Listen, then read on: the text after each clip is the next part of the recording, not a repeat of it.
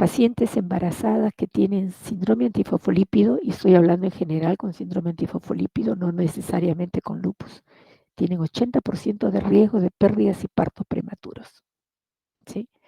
Y este síndrome puede ser primario o secundario. El secundario es cuando se asocia con otra enfermedad, muy frecuentemente se asocia con lupus, pues, ¿no? Pero también puede asociarse a otra enfermedad del tejido conectivo, o sea, otra enfermedad reumática.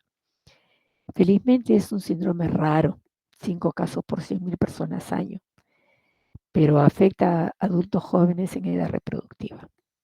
¿De acuerdo? Siguiente. ¿Cuál es la clínica?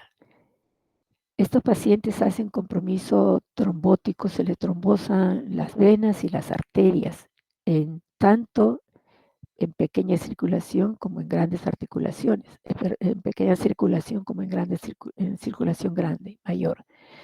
Así, por ejemplo, las venas y las arterias de la piel, del pulmón, del riñón, del sistema nervioso central, hígado, de las extremidades. Entonces, imagínense lo que pasa cuando hay trombos venosos o arteriales en estos órganos, aparatos o sistemas. Y además tienen eventos obstétricos. Usualmente se descubre esto cuando la paciente está gestando, porque tienen pérdidas fetales recurrentes, típicamente en el segundo semestre. Tienen insuficiencia placentaria con reducción del crecimiento fetal, lo cual puede producir preeclampsia, eclampsia, nacimiento pretérmino. Entonces, eh, cuando se descubrió que pacientes que tenían pérdidas, 2, 3 pérdidas, ya recién empezamos a estar al tanto de que este paciente puede tener anticuerpos antifosfolípidos, ¿no? Ahora ya se busca eso mucho más antes, obviamente. Siguiente.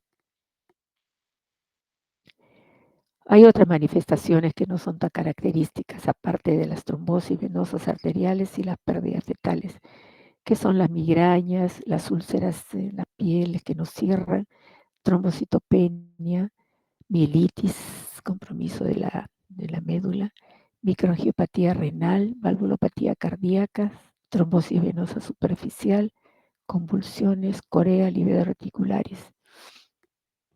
Siguiente. Y hay lo que le llaman el SAF catastrófico. El SAF catastrófico es la forma más severa del SAF. Ahí se le trombosa más de 3 lugares en poco tiempo, puede ser una semana, y se muere la mayor parte. Es una mortalidad alta, 50%, si es que no recurren a un centro en donde haya posibilidades de tratarlo, ¿no? Felizmente es muy raro, es muy raro. Siguiente. Igual que para las otras enfermedades reumáticas y ahora las no reumáticas también, se han establecido criterios de clasificación. Les decía yo que recién en la década del 90 se juntó un grupo de investigadores, de clínicos en Sapporo. Sapporo es una ciudad al norte de Japón, tengo entendido. En el año 1999 juntaron sus experiencias y establecieron ciertos criterios de clasificación para poder hablar el mismo idioma, porque hasta entonces cada uno le llamaba SAF a distintas cosas. Y estos criterios fueron actualizados en su reunión que tuvieron en Sydney en el año 2006, que son yo los que probablemente en forma clínica nos sirvan más. Y hace poco, en el año 2023, nuevamente se pusieron de acuerdo los del este con los del oeste, los de América del Norte, los Estados Unidos, con los de Europa Occidental, y establecieron unos criterios nuevos. A ver, vamos a ver. Siguiente. En Sydney. Sydney decía, por lo menos un criterio clínico. Quiere decir, tenemos un paciente que tiene un evento trombótico o pérdida durante la gestación. Y por lo menos un criterio de laboratorio, que tenga anticuerpos antifosfolípido positivo, pero tenía que ser confirmado con un intervalo mínimo de 12 semanas. O sea, no basta, porque hasta ahora es así, no basta que uno tenga en un examen antifosfolípido positivo. Tiene que ser positivo repetidas veces, hasta en 3 veces, ¿no? una vez ahora y una vez más en 3 meses. Siguiente. Y entonces teníamos así. Vean ustedes, abajo tienen los criterios clínicos del síndrome antifosfolípido. No sé si se puede ver mi flecha. Un evento trombótico y morbilidad a la gestación. El evento trombótico puede ser trombosis ya sea arterial, venosa o en pequeños vasos, en cualquier tejidos, confirmado por imágenes o por histopatología. La trombosis no tenía que tener inflamación significativa.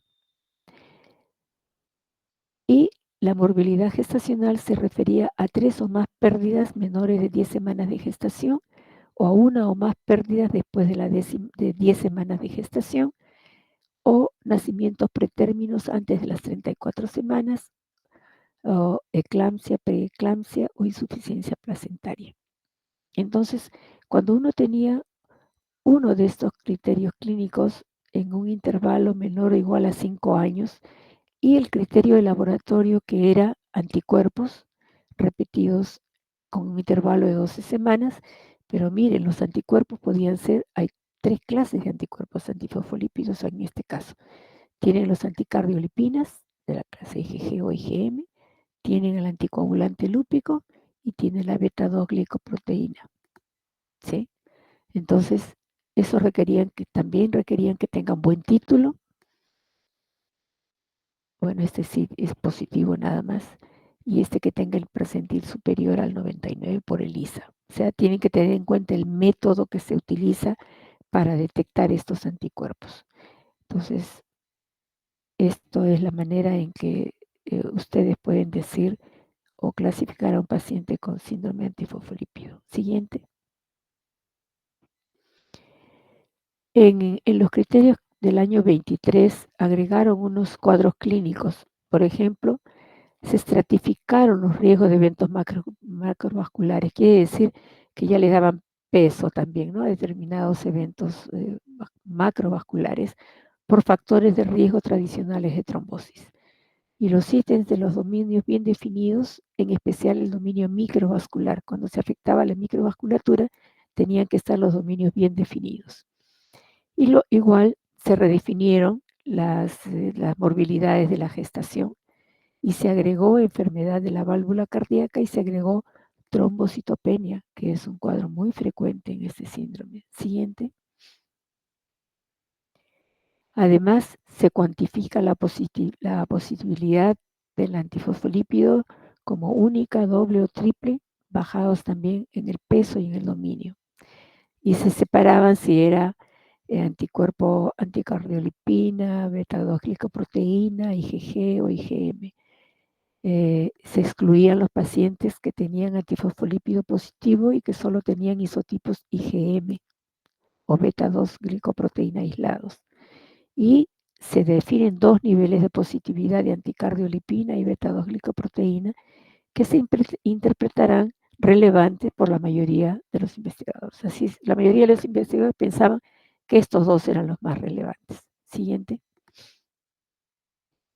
Entonces, tiene que haber un criterio de entrada, que es un criterio clínico, que lo listan en los dominios del 1 al 6, y una prueba de anticuerpo antifosfolípido positivo, también con criterios. Si no cumple el criterio de entrada, no clasifica como SAF. Y si está presente, agrega los adicionales.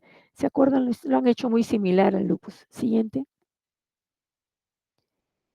Y acá tienen los criterios de laboratorio y clínicos adicionales, pero dice que hay que tener en cuenta, no cuenta como criterio si hay una explicación o igual o más probable que SAF. O sea, si yo tengo una trombosis de otro tipo, inflamatoria de otro tipo, que si yo tengo un tumor, un cáncer y tengo una trombosis, probable que sea por el tumor y no por SAF, ¿no? Dentro de cada dominio solo cuenta el criterio con el peso más alto para el puntaje total. Ok, a ver, siguiente para que tengan una idea. Siguiente. Y aquí están los dominios y los criterios clínicos, ¿sí? Los dominios son macrovascular, de 2 tipos, microvascular y el obstétrico. la válvula cardíaca y el hematológico, que son los que se han aumentado. ¿Se acuerdan ustedes que hablamos de vegetaciones en la válvula? Antiguamente estas vegetaciones se consideraban las vegetaciones de Lippmann-Sachs, les decía, porque esos autores son los que las describieron en necropsias. Bueno, ahora se sabe que esto es lo que produce esas vegetaciones, ¿no? Ok, creo que ahí, a ver, siguiente, me parece que ya no hay más. Ah, sí, tienen que sumar. Entonces, con el peso de cada una de estas manifestaciones, lo que hacen es sumar y se clasifica como síndrome antifosfolipídico para fines de investigación, si hay por lo menos 3 puntos de los dominios clínicos y por lo menos 3 puntos de los dominios de laboratorio. Vean, esto es más para investigación, para publicaciones, pero para clínica les sirve más los de Sydney todavía, ¿no? Les da una idea más clínica, digamos, más a la mano. Siguiente. En cuanto al tratamiento, hay que tratar el evento trombótico agudo, obviamente, con anticoagulación plena, ya sea con heparina o con enoxaparina si hay disponibilidad, porque con enoxaparina no tienen que estar controlando diariamente a los pacientes el perfil de coagulación. Y hay que prevenir los nuevos eventos, o sea, aun cuando hayan tratado el trombótico agudo, este paciente va a tener que requerir probablemente anticoagulación oral, y en los pacientes que tienen asociado lupus se les da hidroxicloroquina. Aspirina hay que considerar su uso en algunos casos. En el SAF catastrófico usamos todo lo que tenemos a la mano: anticoagulación, corticoides, plasmaféresis, inmunoglobulina, rituximab y este anticuerpo monoclonal que es carísimo, no lo tenemos acá también. En algunos autores lo están usando. Ok, siguiente. Creo que ahí sí terminamos. Disculpen, he sido un poco largo, pero si hay alguna pregunta,